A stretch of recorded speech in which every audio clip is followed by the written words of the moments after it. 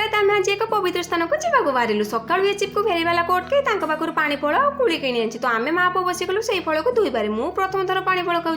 गुगुल चोपा सह खाईदेव बोली मम्मी तार चोपा चढ़े दौरान। आ गुगुल बग माछ को जगिला पर चाही रही। प्रथम थर पानी फल खाई गुगुल कहला तार टेस्ट भल अच्छी।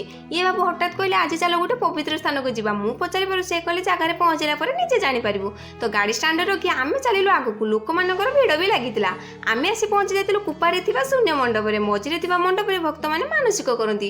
आ मु भी शुणी से जहाँ भी मानसिक कले पूरण हुए। निज खुशी अनुसार भक्त मैंने पैसा पकई था। या देखुना ओघिरा को बैगण फिंगला पर केमी पैसा फिंगुची।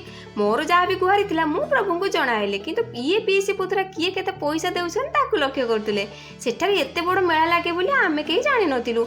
मु मेला को आसी माने मसला मका निश्चित खाइबे। तो बाबू अपेक्षा कर मका आने मका खाई सारी गुगुल चलला जूस पीवा। आ ये भाई भौणी दी जण ताकू चाहिए के जाने मन में कौन भावना था।